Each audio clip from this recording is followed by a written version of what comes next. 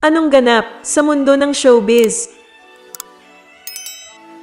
Mag-i-18 pa lang si Jillian Ward sa February 23, 2023 pero ang physical appearance nito ay dalaga na kahit wala pa siyang 18. Maganda at sexy ang bida ng Hit Afternoon Prime ng GMA7 na abot kamay na pangarap. Ang tawag ng fans sa kanyang figure ay hourglass figure. Ang ibig sabihin ng hourglass figure ay a woman with a very narrow waist and wide bust and hips.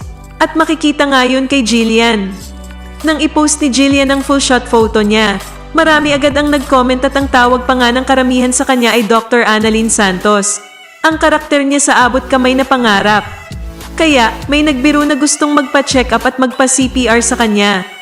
Karamihan sa comment ay sinabing sexy, maganda, goddess, idol, beautiful at sobrang talented daw si Jillian. Bukod kasi sa acting, magaling din siyang singer at gusto rin itong mag-focus sa kanyang singing career. Isa si Jillian sa kapuso stars na maraming online followers. Sa Instagram, 3.7 million ang followers niya. 16 million naman ang followers sa Facebook at 5 million ang followers sa TikTok. Anong masasabi mo sa balitang ito?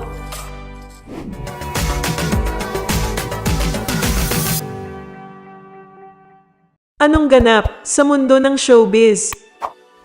Dalaga na talaga si Trudy Sliit, kaya napawawang publiko ng i-flex ni Jillian Ward ang kanyang sexy figure habang suot ang outfit na inspired ng Roar music video ni Katy Perry.